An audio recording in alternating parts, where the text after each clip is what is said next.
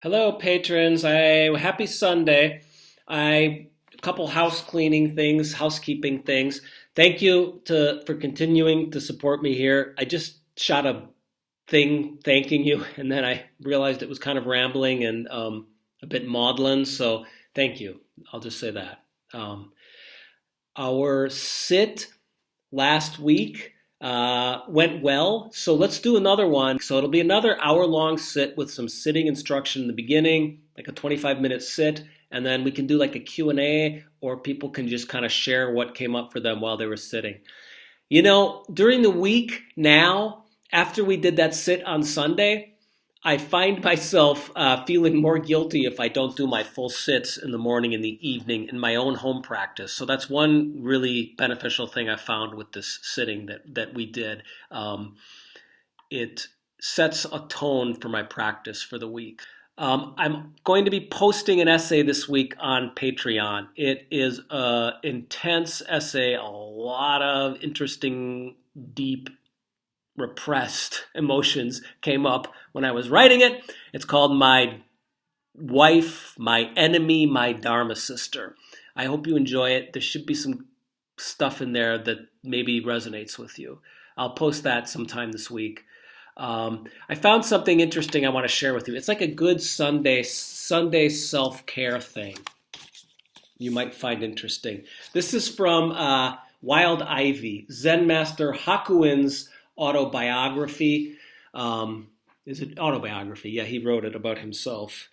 Translated by Norman Waddell, who's a great translator. The only translator I know of Hakuin. And this is like, there's another recently, like maybe 5, 6, 7 years ago, Norman Waddell published a big thing of Hakuin's teachings. But Hakuin is an interesting character. I remember sitting in the office once at the monastery, and a way senior monk started talking about him and relating some of the teachings that Hakuin had given and the personal writings that Hakuin had set down, and linking them to, he is a psychiatrist, and some certain mental illnesses or diagnoses, and in that sense, kind of updating or contemporizing Hakuin for me. So Hakuin's a really interesting teacher. So this Wild Ivy is it's a good book. It's not, it's got some stuff in it that are kind of digressive, but I found this interesting little piece in here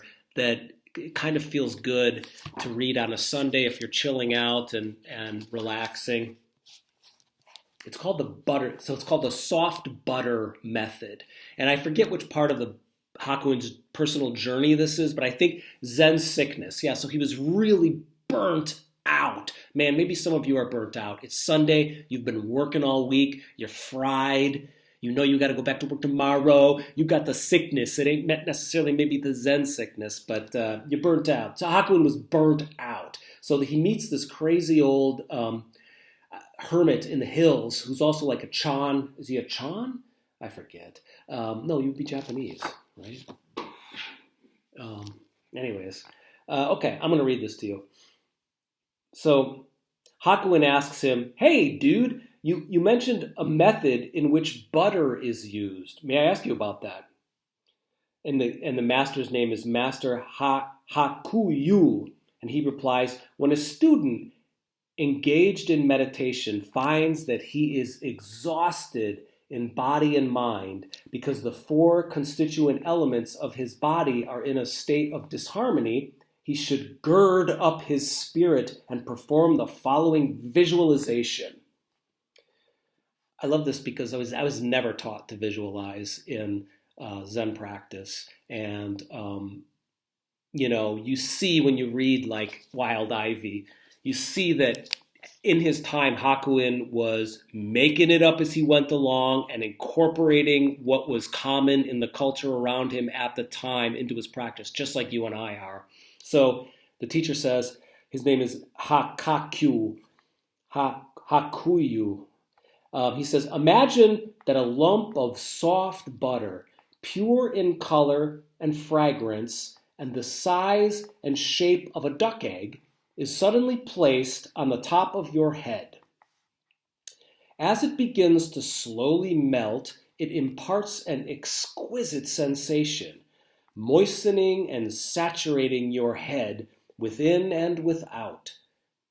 It continues to ooze down, moistening your shoulders, elbows, and chest, permeating the lungs, diaphragm, liver, stomach, and bowels, moving down the spine, through the hips, pelvis, and buttocks.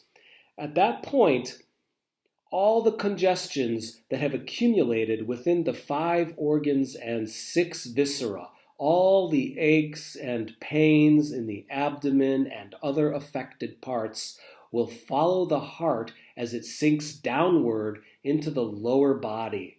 As it does, you will distinctly hear a sound like that of water trickling from a higher to a lower place. It will move lower down through the lower body, suffusing the legs with beneficial warmth until it reaches the soles of the feet where it stops. So it's like this butter egg, the size of a goose egg on the top of your head, and it's coming through, it's cleansing your whole body. It's an interesting visualization, especially on a Sunday when you might all be a little bit tense from a work week. The student should then repeat the contemplation as his vital energy flows downward. It gradually fills the lower region of the body, suffusing it with penetrating warmth, making him feel as if he were sitting up to his navel in a hot bath filled with a decoction of rare and fragrant medicinal herbs that have been gathered and infused by a skilled physician. I don't know about you, but that sounds like a great visualization to do. It's 4:30 here, but it's a little bit earlier in America, so maybe some of you are just waking up, grabbing your cell phone, looking at stuff. You can lie in your bed and do the egg visualization and cleanse your body and mind on this Sunday. Happy Sunday. Thank you. Ciao.